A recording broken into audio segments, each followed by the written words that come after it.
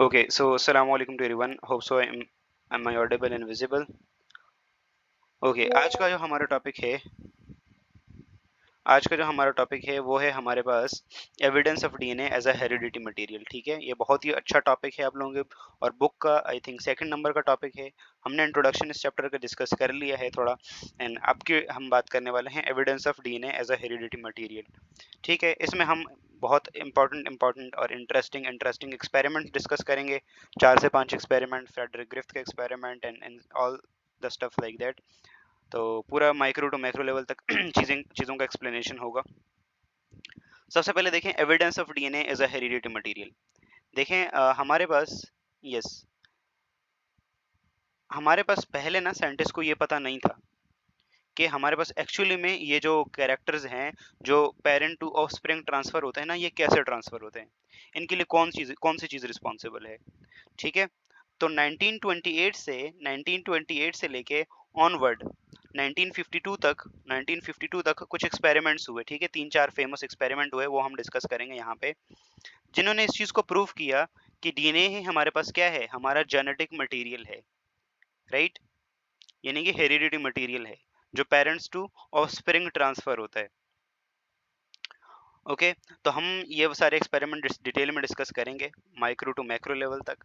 सबसे पहले अगर हम देखें तो हमारे पास जो एक्सपेरिमेंट है ना, evidence of DNA as a heredity material, पहले हमें ये बात नहीं पता थी, लेकिन अब हम इन 3 एक्सपेरिमेंट से ये कंक्लूड कर सकते हैं कि डीएनए ही हमारे पास क्या होता है, हेरिडिटी मटेरियल होता है। ठीक है, जो कि पेरेंट्स टू ऑफस्प्रिंग ट्रांसफर होता है, राइट। तो ओके, अब वन बाय वन सबको ज़रा हम डिटेल में डिस्कस करते हैं कि एक्चुअली में कैसे है ये। ठीक है, तो जस्ट अ मिनट। हमारे पास जो एक्सपेरिमेंट्स हैं, सबसे पहले है फेडरिक ग्रिफ्थ साहब का एक्सपेरिमेंट, इन्होंने 1928 में किया था ये एक्सपेरिमेंट। ठीक है, फिर है एवरी, मैक्लॉयड और मैकार्टी का एक्सपेरिमेंट, 3 साइंटिस्ट ने मिलकर ये एक्सपेरिमेंट किया था। और लास्ट में एक एक्सपेरिमेंट है Hershey and chase experiment, Hershey और चेज एक्सपेरिमेंट। तो ये 3 एक्सपेरिमेंट हम डिस्कस करेंगे, जो कि इस जो कि इस चीज़ का प्रूफ है कि डीएनए हमारे पास क्या होता है, जेनेटिक मटेरियल होता है। ठीक है, और ये रहा पिंक डीएनए, आप लोगों का फेवरेट कलर, बेबी पिंक, पता नहीं कौन सा पिंक। ठीक है, तो वन बाय वन सबसे पहले हम स्टार्ट करते हैं फेडरिक ग्रिफ्थ साहब से। तो फेडरिक ग्रिफ्थ साहब से स्टार्ट करने से पहले थोड़ी सी हमें चीज़ें देखनी पड़ेंगी। सबसे पहले इनका एक्सपेरिमेंट कब हुआ भाई, 1928 में। एमसीक्यूज में ये चीज़ पूछी जा सकती है, तो नोट करें इस चीज़ को। ठीक है, इन्होंने एक्सपेरिमेंट के लिए जो ऑर्गेनिज्म चूज किया वो माइस था। ठीक है, और साथ में बैक्टीरिया जिसका नाम था स्ट्रेप्टोकॉक्सिस नमूनियाe। ठीक है, ये एक बैक्टीरिया है जो कि हमारे पास नमूनिया कॉज करवाता है, आगे हम बात करेंगे। तो ये 2 चीज़ें थी उन्होंने अपने जो एक्सपेरिमेंट में जो 2 चीज़ें यूज़ की, एक था बैक्टीरिया स्ट्रेप्टोकॉक्सिस नमूनियाe और दूसरा माइस। ठीक है, ये रहे हमारे फेडरिक ग्रिफ्थ साहब, ये रहा उनका माइस, और ये रही उनकी लैब। ठीक है, और फेडरिक ग्रिफ्थ साहब के बारे में थोड़ा सा अगर देखें तो ये ब्रिटिश फिजिशियंस थे, पैथोलॉजिस्ट थे, और साथ साथ में एक बैक्टीरियोलॉजिस्ट भी थे, मतलब बैक्टीरिया की स्टडी पे भी उनका फोकस था। ठीक है, और उन्होंने एक फेमस प्रिंसिपल डिस्कवर किया विच इज कॉल्ड ट्रांसफॉर्मेशन का प्रिंसिपल। ठीक है, ट्रांसफॉर्मेशन का एक प्रिंसिपल इन्होंने डिस्कवर किया। हम तीन तीन प्रिंसिपल आप लोगों ने पढ़े होंगे ना, ट्रांसफॉर्मेशन, ट्रांसडक्शन और कंजुगेशन। तो ट्रांसफॉर्मेशन का जो प्रिंसिपल है वो फेडरिक ग्रिफ्थ साहब ने इसको डिस्कवर किया था। ठीक हो गया, तो यहाँ तक सब लोगों को क्लियर है कि रिसर्चर साहब कौन है या एक्सपेरिमेंटर कौन है इस एक्सपेरिमेंट का। तो फेडरिक ग्रिफ्थ, उनकी डिजिग्नेशन क्या थी, वो ब्रिटिश फिजिशियंस थे, साथ साथ में पैथोलॉजिस्ट थे, और साथ साथ में एक बैक्टीरियोलॉजिस्ट भी थे। उन्होंने फेमस प्रिंसिपल डिस्कवर किया ट्रांसफॉर्मेशन का। तो ये आता है एमसीक्यूज में, एमडीकेट में भी पूछा जा सकता है कि भाई बताइए फेडरिक ग्रिफ्थ साहब ने कौन से प्रिंसिपल को डिस्कवर किया, ट्रांसफॉर्मेशन, ट्रांसडक्शन, कंजुगेशन। तो the right answer is transformation को डिस्कवर किया उन्होंने। ठीक है, और उनका एक्सपेरिमेंटल ऑर्गेनिजम्स क्या थे, उनका माइस था, और उसके साथ साथ बैक्टीरिया स्ट्रेप्टोकॉक्सिस नमूनिया है। ठीक है, यहाँ तक क्लियर है सब लोगों को, आगे बढ़े। Okay, so am I audible to you guys, आवाज आ रही है मेरी, आवाज क्लियर है ना मेरी? Okay, that's good. अब देखें हमारे पास जो बैक्टीरिया है स्ट्रेप्टोकॉक्सिस नमूनिया है। ठीक है, उसकी ना 2 टाइप्स होती हैं, 2 स्ट्रेन्स होते हैं। स्ट्रेन का मतलब ना 2 अलग अलग टाइप्स। ठीक है, एक हमारे पास होती है इसकी आर टाइप, और एक होती है हमारे पास एस टाइप।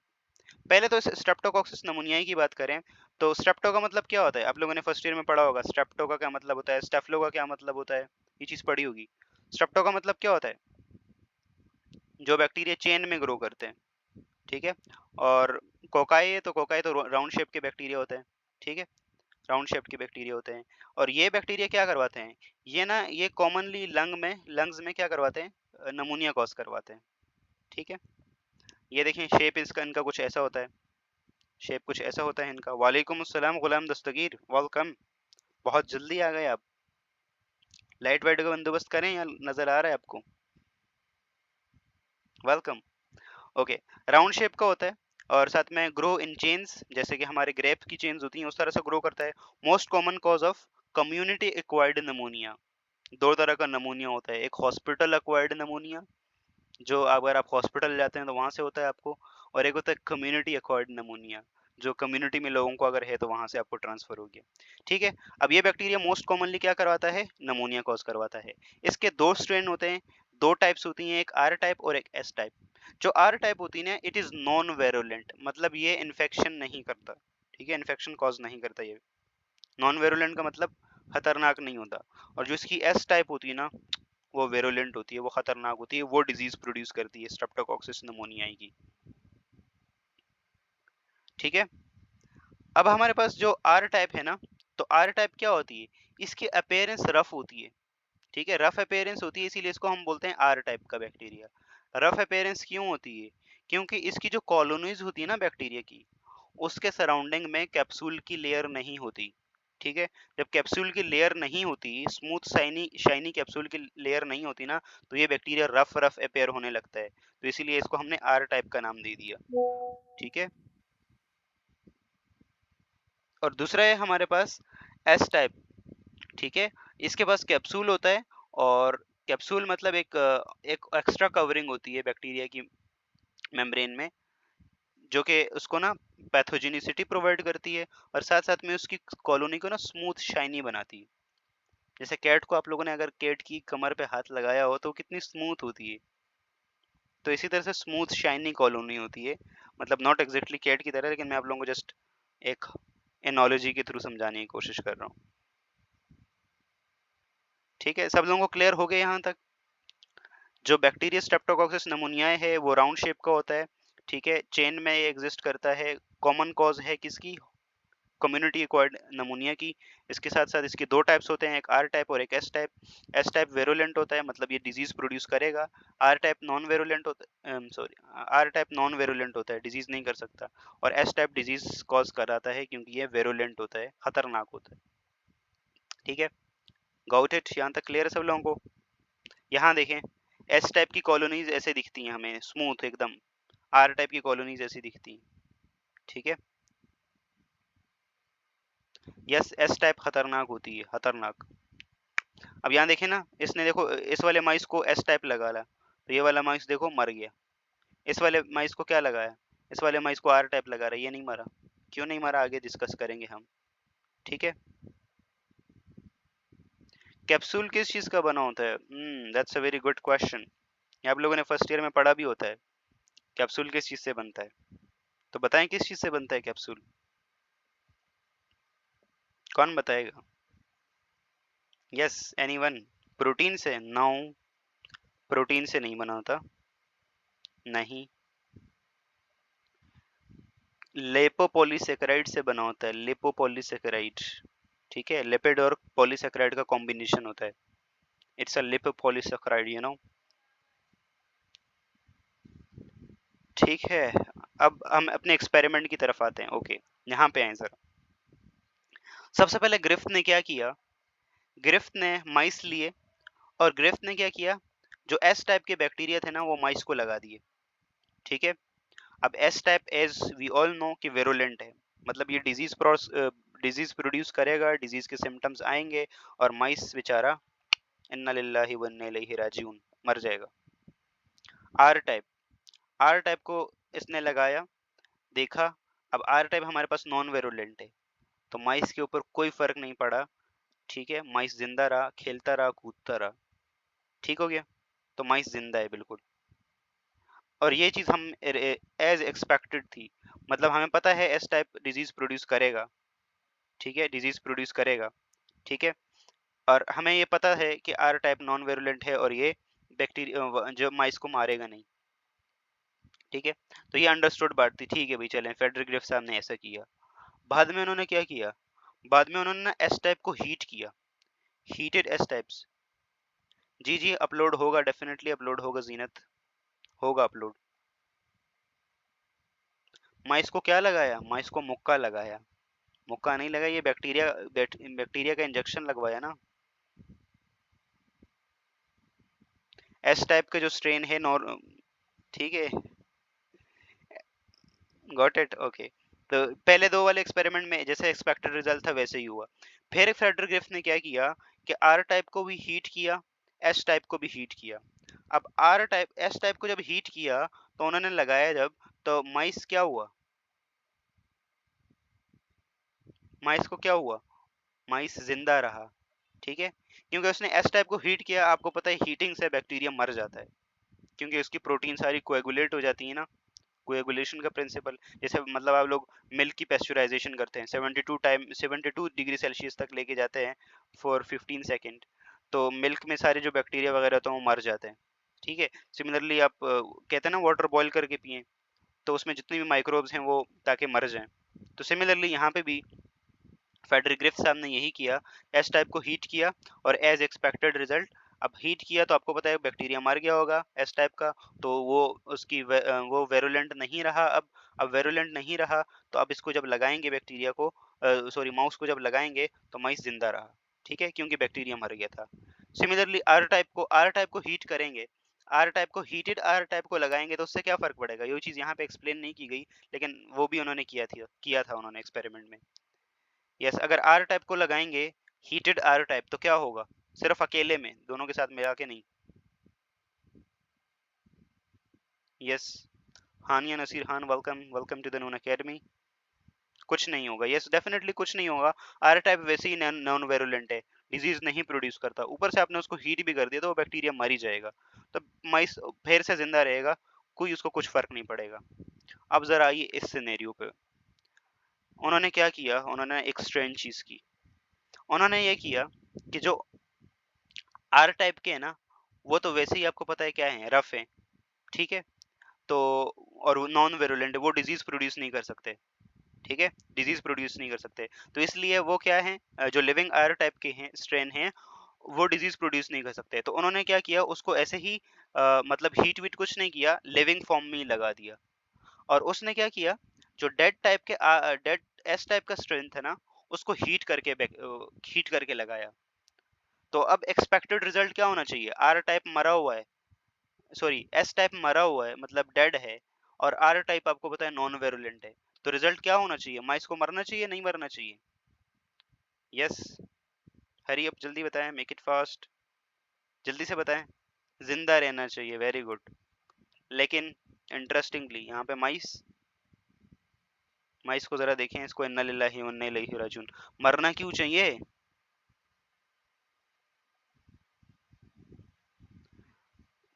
ठीक है, नहीं, अपने दिमाग से रैशनली सोचो, तो आर टाइप नॉन वेरुलेंट है, उसको लगाओ तो कोई फर्क नहीं पड़ेगा।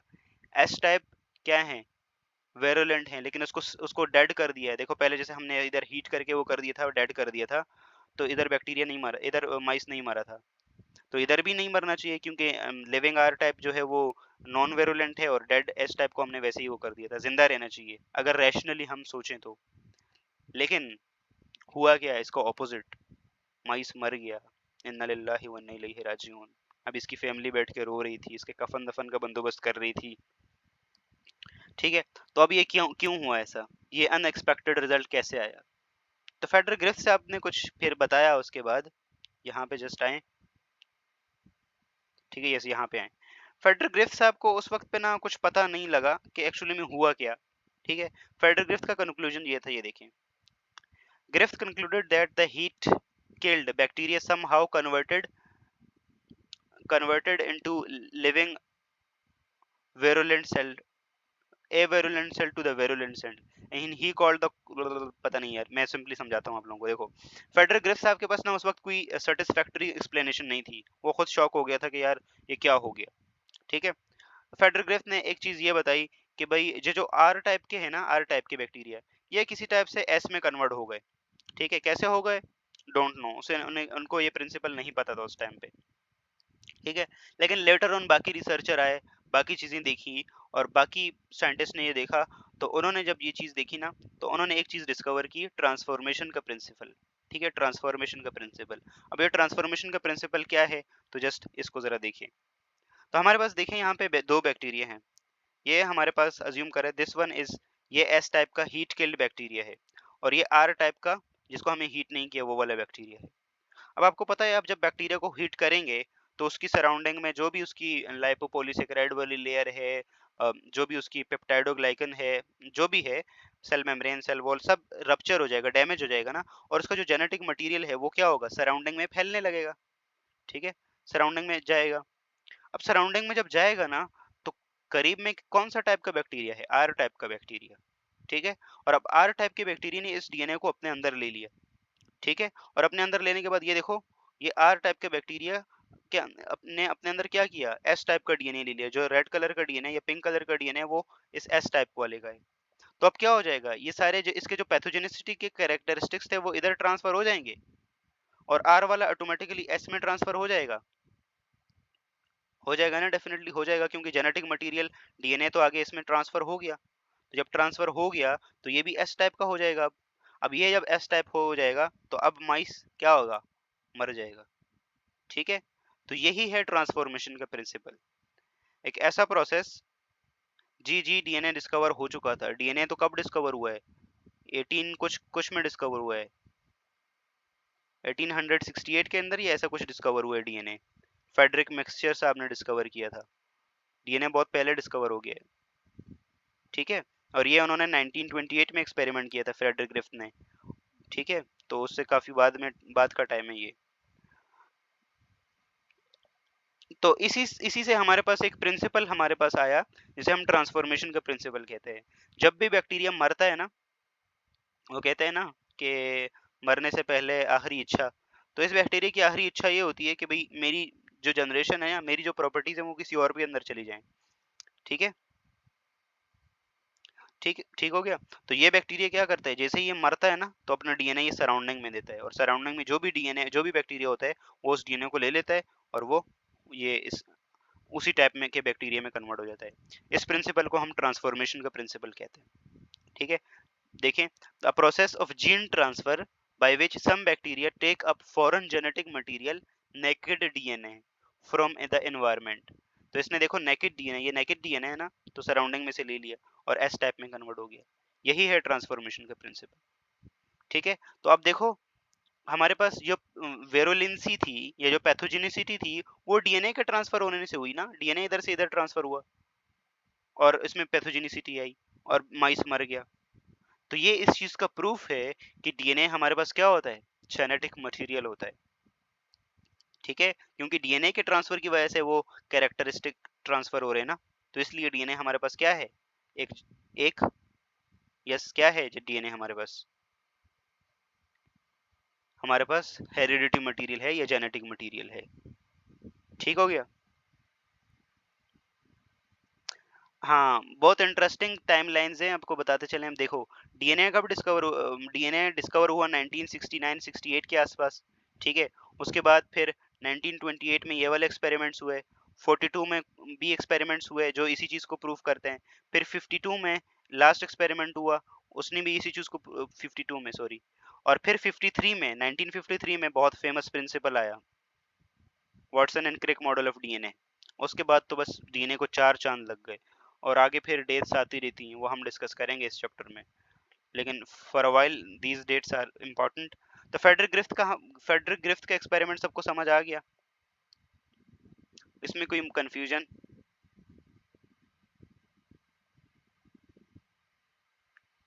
कोई कंफ्यूजन, क्रिस्टल क्लियर। और ये चीज प्रूफ करती है ना कि डीएनए हमारे पास जेनेटिक मटेरियल है। ओके, ओके उजाला, ठीक है, ठीक हो गया। ओके, अब दूसरा एक्सपेरिमेंट है एवरी मैक्लॉयड और मैकार्टी का। ठीक है, ये तीन साइंटिस्ट थे, इन तीनों ने मिल के किया ये काम।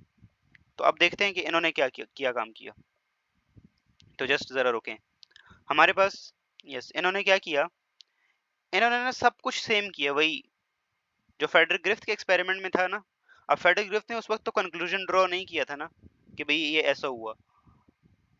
तो एवरी मैक्लोइड और मैकार्टी ने वही सब कुछ लिया, वही बैक्टीरिया लिए, वही उसी टाइप के माइस लिए, ठीक है, और उसी टाइप के एस और आर टाइप के उन्होंने क्या किया, बैक्टीरिया को लिया, ठीक है।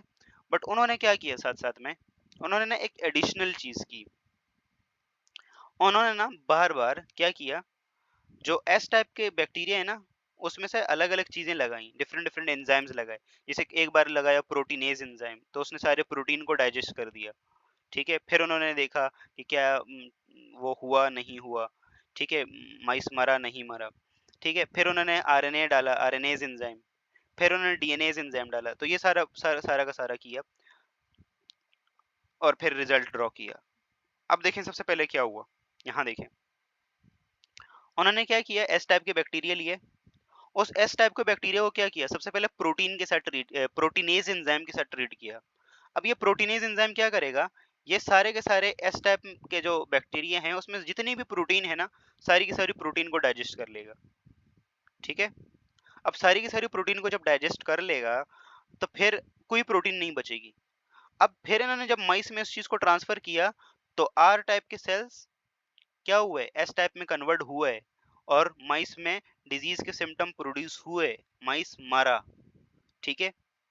तो एवरी मैक्लोइड और मैकार्टी ने ये कंक्लूड किया कि प्रोटीन नहीं है हमारे पास जेनेटिक मटेरियल, ठीक है, क्योंकि प्रोटीन तो उन्होंने हटा दिया था।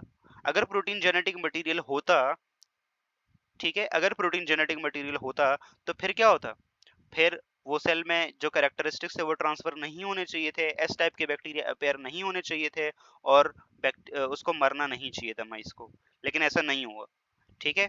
तो फेडरिक ग्रिफ्थ इन तीनों ने, मैक्लोइड, एवरी मैक्लोइड और मैकार्टी ने ये कंक्लूड किया कि प्रोटीन तो जेनेटिक मटेरियल नहीं है, ठीक है। और ऐसे करते करते ना इन्होंने बहुत सारी चीजों को ट्राई किया। यहाँ तो मैं सिर्फ 3 चीजें बता रहा हूँ, लेकिन इन्होंने बहुत सारी चीजों को ट्राई किया। नहीं, नहीं Saida Armeen, histones is not a genetic material. वो पार्ट होता है हमारे जेनेटिक मटेरियल का, but they are not a part of our, ठीक है, वो जेनेटिक मटेरियल नहीं होता। अच्छा, दूसरे यहाँ पे देखें, एड आरएनएज एंजाइम। उन्होंने बहुत कुछ किया था, लिपिड के लिए भी डाला था, बहुत सारी चीजों के लिए डाला था हम, लेकिन हम शॉर्ट में चलें देखते हैं। उसके बाद उन्होंने आरएनए के लिए डाला, आरएनएज एंजाइम। तो सारा का सारा आरएनए, अब एस टाइप में से सारा का सारा आरएनए क्या कर लिया, निकाल दिया, डाइजेस्ट कर लिया। अब सारा का सारा आरएनए जब निकाल दिया वहां से, ठीक है, तो अल्टीमेटली क्या हुआ, उन्होंने जब माइस को लगाया वो दोबारा से, तो दोबारा से क्या हुआ, आर टाइप के बैक्टीरिया एस टाइप में कन्वर्ट हुए, और हमारे पास दोबारा से डिजीज के सिम्टम प्रोड्यूस हुए और माइस मरा, ठीक है। तो इसका मतलब ये है कि पूरा का पूरा आरएनए निकालने से भी ट्रांसफॉर्मेशन का प्रिंसिपल, या ये जो चीजें कैरेक्टरिस्टिक्स ट्रांसफर हुए, वो रुका नहीं। तो इसका मतलब यह है कि डीएनए भी, आरएनए भी हमारे पास जेनेटिक मटेरियल नहीं है, प्रोटीन भी नहीं है। इसी तरह से ये एक एक चीज को रूल आउट कर रहे थे, रूल आउट कर रहे थे, रूल आउट कर रहे थे। एंड पे इन्होंने क्या किया, इन्होंने डीएनए के लिए एंजाइम डाला, ठीक है, डीएनए। तो डीएनए के लिए जो डीएनएज एंजाइम डाला, उन्होंने जब ये देखा, पूरा का पूरा डीएनए अब डाइजेस्ट हो जाएगा, जो एस टाइप में पूरा का पूरा डीएनए है वो डाइजेस्ट हो जाएगा, यस डेफिनेटली हो जाएगा, ठीक है। उन्होंने फिर से माइस में लगाया वो चीज, माइस में लगाने के बाद उन्होंने फिर से देखा कि जो एस टाइप के सेल्स थे अब वो अपेयर नहीं हुए, आर टाइप के सेल एस टाइप में कन्वर्ट नहीं हुए। तो मतलब डीएनए एंजाइम डालने के बाद, डीएनएज एंजाइम डालने के बाद जो कैरेक्टरिस्टिक्स थे वो ट्रांसफर होना रुक गए, ठीक है। तो ये क्या चीज इंडिकेट करता है, ये क्या चीज इंडिकेट करता है कि डीएनए ही हमारे पास जेनेटिक मटेरियल है। देखो, पहले उन्होंने प्रोटीन को निकाला लेकिन कैरेक्टरिस्टिक ट्रांसफर हुए, आरएनए को निकाला कैरेक्टरिस्टिक्स ट्रांसफर हुए, डीएनए को जब निकाला ना तो फिर कैरेक्टरिस्टिक्स ट्रांसफर नहीं हुए, और हमारे पास जो एस टाइप के जो सेल्स थे वो अपेयर नहीं हुए, बैक्टीरिया माइस के अंदर डिजीज के सिम्टम प्रोड्यूस नहीं हुए। जब डिजीज के सिम्टम प्रोड्यूस नहीं हुए तो इसका मतलब माइस नहीं मरा, माइस नहीं मरा, तो इसका मतलब ये है कि जो जेनेटिक मटीरियल है वो डीएनए ही है, ठीक है। तो उन्होंने ये कंक्लूजन निकाला, ठीक है। इनके एक्सपेरिमेंट के बाद एक्चुअली में डीएनए जो ट्रांसफॉर्मेशन का प्रिंसिपल है ना वो सही से समझ में आया था। ठीक है। तो उन्होंने ये चीज देखी थी कि द ट्रांसफॉर्मेशन रिक्वायर्स डीएनए, ठीक है। और उन्होंने एक ये भी बोला था कि फेडर ग्रिफ्स साहब के एक्सपेरिमेंट में जो ट्रांसफॉर्मेशन के लिए जो चीज रिस्पॉन्सिबल थी ना, तो इट वाज डीएनए, ठीक है। तो डीएनए ऐसी चीज थी जो कि ट्रांसफॉर्मेशन करवा रही थी। Got it? यहां तक क्लियर है सब लोगों को?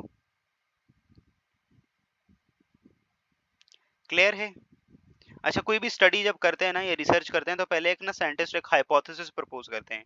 जैसे हम देखो, इन्होंने प्रोटीन, आरएनए और डीएनए के ऊपर शक था इन्हें ना, तो इन्होंने हाइपोथेसिस प्रपोज किया कि भाई जेनेटिक मटेरियल में भी डीएनए हो सकता है, आरएनए हो सकता है, या डीएनए हो सकता है, आरएनए हो सकता है, या प्रोटीन हो सकता है। तो देखो, उन तीनों चीजों को एड्रेस किया, उन तीनों चीजों के ऊपर एक्सपेरिमेंट किया, और अल्टीमेटली उनका हाइपोथेसिस सही साबित हुआ कि ये डीएनए ही होता है, ठीक है। और it was a great experiment, बहुत ही अच्छा एक्सपेरिमेंट था ये। लेकिन फेडरिक ग्रिफ्थ साहब को क्रेडिट इसलिए जाता है कि स्टार्ट उन्होंने ही किया था, ठीक है। डीएनएज एंजाइम यूज करते हैं, तो डीएनएज एंजाइम, ठीक है। डीएनएज एंजाइम अलग चीज है और डीएनए अलग चीज है, ठीक हो गया? यहाँ तक क्लियर है सब लोगों को? एवरी मैक्लोइड और मैकार्टी वाली बात क्लियर है सब लोगों को? ठीक है। और ये एवरी मैक्लोइड और मैकार्टी का जो एक्सपेरिमेंट है वो 1942 में हुआ था, ठीक है, पाकिस्तान के बनने से 5 साल पहले। 1942 में क्या हुआ था? आप लोगों ने बुक में, पीएचडी में पढ़ते हैं ना आप लोग, इम्पोर्टेंट इवेंट्स, लॉन्ग क्वेश्चन आता है, right the important events between 1942 1947। तो 1940 में क्या हुआ था? फिर 1942 में क्या हुआ था? Cripps mission. पीएचडी थोड़ी बहुत ज्यादा आ रही है हमें। खैर चले भाई, हमारी पीएचडी की क्लास नहीं है, बायो बायो पढ़ते हैं हम। आगे हैं जरा। एक तीसरा तीसरा एक्सपेरिमेंट, हर्शी और चेज का एक्सपेरिमेंट, ठीक है। तो हर्शी और चेज का एक्सपेरिमेंट के ऊपर आए जरा। हर्शी और चेज का जो एक्सपेरिमेंट था, इन्होंने 1952 में किया था ये प्रिंसिपल, ठीक है। ओके हानिया नसीर, 1944, हाँ okay okay, I am wrong, यहाँ पे सही है, 1944 था, राइट, 1944, ठीक है, 1944, माय मिस्टेक, सॉरी, अपोलोजाइजेस। ओके चलें, अब देखते हैं जरा हर्शी और चेज का एक्सपेरिमेंट। हर्शी और चेज का एक्सपेरिमेंट 1952 में हुआ। दो साइंटिस्ट थे, अल्फ्रेड हर्शी और चेज मार्था, ये दो साइंटिस्ट थे। इन्होंने ये काम किया। इन्होंने जो अपना एक्सपेरिमेंटल ऑर्गेनिजम्स लिए ना, उसमें हमारे पास था एक बैक्टीरियोफेज वायरस, ठीक है, बैक्टीरियोफेज वायरस था, ठीक है। बैक्टीरियोफेज वायरस एक बैक्टीरिया था, जाहिर सी बात है बैक्टीरियोफेज वायरस बैक्टीरिया पे इफेक्ट करेगा, तो बैक्टीरिया, बैक्टीरियोफेज वायरस, और दो रेडियो एक्टिव आइसोटोप्स थे, एक फास्फोरस का P32 और सल्फर का P32 नहीं, सल्फर का सल्फर का S35, ठीक है, सल्फर का S35।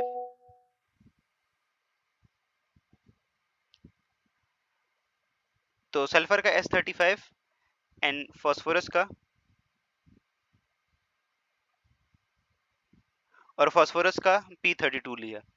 अब इन्होंने क्या किया, अब ये देखते हैं हम। सबसे पहले तो एक प्रिंसिपल हमें डिस्कस करना होगा कि जो बैक्टीरियोफेज वायरसेस होते हैं ना, बैक्टीरियोफेज वायरसेस, ये आपको पता है बैक्टीरिया के ऊपर जाके अटैक करते हैं और बैक्टीरिया को मार देते हैं, ठीक है। तो इस चीज को जरा देखें। अब आए जरा नेक्स्ट पे। यस, तो हमें पता है ये जो बैक्टीरियोफेज वायरसेस होते हैं ये बैक्टीरिया पे अटैक करते हैं, इंसर्शन होता है, इन्फेक्शन होता है बैक्टीरिया का, isogamy, lytic cycle and lysogenic cycle first year में पढ़ा होगा आप लोगों ने, उसकी डिटेल में हम नहीं जा रहे, ठीक है।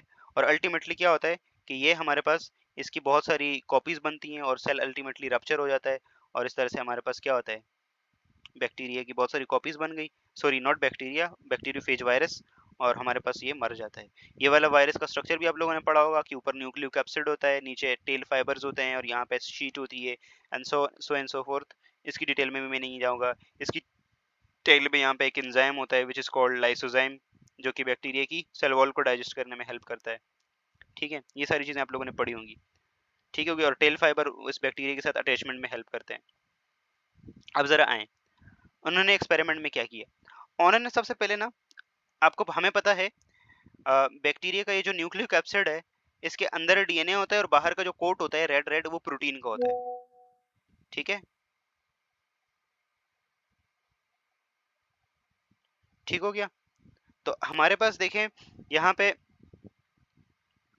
यस यहाँ पे जरा देखें कि इन्होंने ना सल्फर को लेबल कर दिया। ठीक है, सल्फर से जो प्रोटीन का कोट है आउटर कोट उससे लेबल कर दिया बैक्टीरियोफेज वायरस को।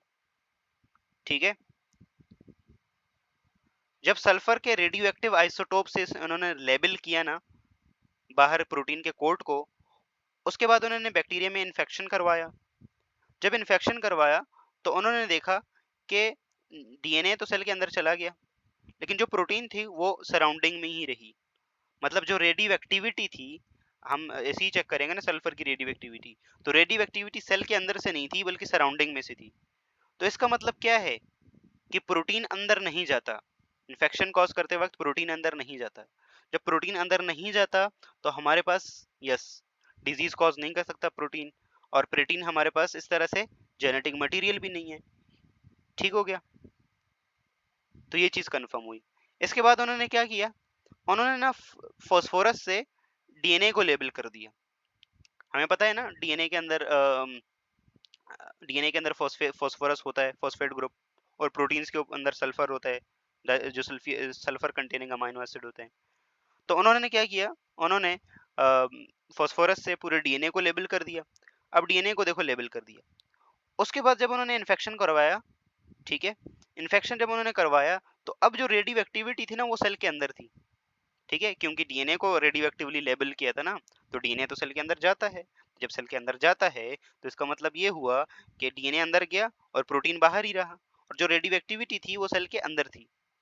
ठीक है, तो आफ्टर सेंट्रिफिकेशन जब उन्होंने देखा तो हमारे पास जो फास्फोरस था वो सेल के अंदर था, जो रेडियोएक्टिव फास्फोरस था वो सेल के अंदर था। तो जब सेल के अंदर था तो इट मींस कि डीएनए सेल के अंदर गया है, डीएनए ही वो पैथोजेनिसिटी प्रोड्यूस की है, और वो जो वायरस के कैरेक्टरिस्टिक्स हैं वो आगे ट्रांसफर हुए हैं और बैक्टीरिया मर गया इस तरह से।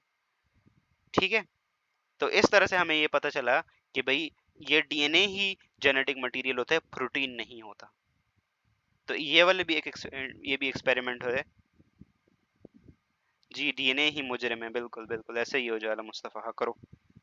ठीक है, तो इसी तरह से हमारे पास डीएनए आगे ट्रांसफर हो गया एंड देन डीएनए ने ही ये चीज़ प्रोड्यूस करी। ठीक है, और इन 3 एक्सपेरिमेंट से हमें ये प्रूफ मिलता है कि डीएनए ही हमारे पास क्या होता है, जेनेटिक मटेरियल होता है। ठीक है, ये कंफर्म हो जाता है। ठीक है, इसके बाद फिर हम कोई ऐसा एक्सपेरिमेंट नहीं करते जो कि इस चीज़ को प्रूव करे कि DNA as a hereditary material. अब 3 प्रिंसिपल, हम 3 चीज़ें हमने डिस्कवर, 3 एक्सपेरिमेंट कर लिए जो इस चीज़ को अच्छे से एक्सप्लेन करते हैं। तो इसके बाद हम नहीं करते ऐसा कोई एक्सपेरिमेंट, ये साइंटिस्ट नहीं करते इस पे कोई एक्सपेरिमेंट।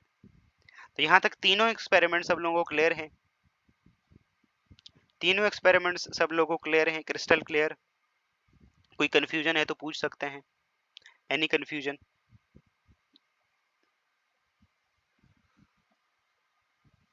क्लियर, क्रिस्टल क्लियर या सिर्फ क्लियर?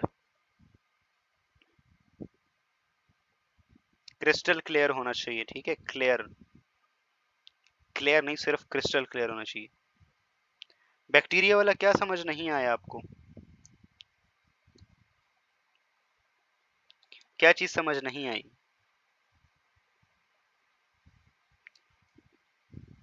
ओके, बैक्टीरिया वाला समझा देता हूँ। देखो, हमारे पास उन्होंने ना जो रेडियो एक्टिव आइसोटोप्स थे, ओके थर्ड वाला मैं रिपीट कर देता हूँ, इस वाली डायग्राम से रिपीट कर देता हूँ। चलो, जो बैक्टीरिया का थर्ड वाला आइसोटोप, सॉरी, उन्होंने एक बैक्टीरियोफेज वायरस लिया। बैक्टीरियोफेज वायरस आपको पता है बैक्टीरिया के ऊपर अटैक करता है और बैक्टीरिया को ना उसकी नस्लें तबाह कर देता है। ठीक है, और अपनी बहुत सारी कॉपीज बना लेता है, ऐसा ही है। तो हमारे पास उन्होंने क्या किया, जो दो आइसोटोप थे रेडियो एक्टिव, एक सल्फर 35 और एक फास्फोरस 32, P32, ये दोनों रेडियो एक्टिव आइसोटोप्स थे। रेडियो एक्टिव आइसोटोप्स की ये हुसूसियात, ये प्रॉपर्टी है कि वो रेडियो एक्टिविटी रिलीज करते हैं और हम इस चीज को अंदाजा लगा सकते हैं कि वो एक्चुअली में कहाँ पे हैं, सेल के अंदर है या सेल के बाहर है। ठीक है, तो उन्होंने क्या किया, S35, एस सल्फर 35 का जो रेडियो एक्टिव आइसोटोप है ना, S35, उससे प्रोटीन को कोट कर दिया। जो बाहर वाला जो लेबल है ना प्रोटीन का, उसको कोटिंग, उसको मतलब वो कर दिया, लेबल कर दिया।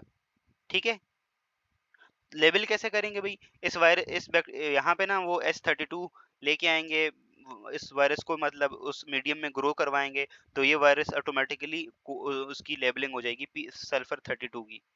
जब सल्फर 32 की लेबलिंग होगी ना, तो उसके बाद उन्होंने क्या किया, इसी बैक्टीरियोफेज वायरस को इन्फेक्ट करवाया बैक्टीरिया को। ठीक है, जब बैक्टीरिया को इन्फेक्ट करवाया, तो उन्होंने ये देखा कि जो हमारे पास रेडियो एक्टिविटी थी वो सेल के बाहर रही।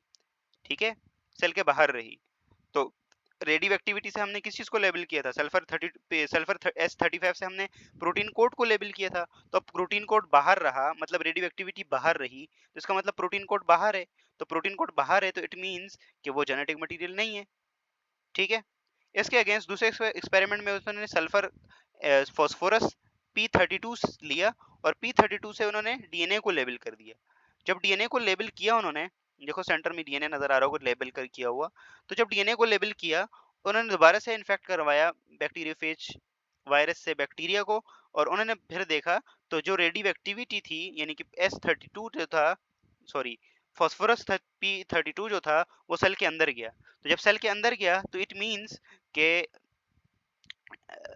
हमने क्या किया था, डीएनए को कोड किया था ना, डीएनए को लेबल किया था ना फास्फोरस P32 से। तो अब फास्फोरस P32 सेल के अंदर है, तो इसका मतलब डीएनए सेल के अंदर है। तो डीएनए ही गया था और डीएनए ने ही वो चीजें प्रोड्यूस करी ना, और अपना अपना नंबर्स बढ़ाया। ठीक है, तो इस तरह से ये चीज प्रूफ होती है कि प्रोटीन जेनेटिक मटेरियल नहीं है, डीएनए ही जेनेटिक मटेरियल है। ठीक हो गया, गॉट इट? यहाँ तक क्लियर है सब लोगों को? Any confusion? No confusion? Okay, चलें, दैट्स गुड। ठीक हो गया। इसके बाद हमारे पास ना कुछ रिप्लिकेशन आती है, डीएनए की, रिप्लिकेशन ऑफ डीएनए। रिप्लिकेशन को हम किसी नेक्स्ट क्लास में डील करेंगे, आज की क्लास में तो नहीं हो सकता ये, हम इसमें नेक्स्ट क्लास में डील करेंगे पूरा डिटेल में। और यस, नेक्स्ट क्लास में इसको डील करेंगे। अभी किसी का कोई क्वेश्चन है तो यू गाइस कैन आस्क, नहीं तो हम कुछ डीएनए के बारे में कुछ इंटरेस्टिंग चीज़ें बात करते हैं। यस, डीएनए किस किस का फेवरेट है? किस किस का फेवरेट है DNA? Meselson and subtle experiment, ये भी देखना है हमें। हमने आज पहली वाली क्लास में ये देखा था डीएनए को आइसोलेट कैसे कर सकते हैं। तो कोई आइसोलेट करके दिखाएगा मुझे डीएनए को घर पे?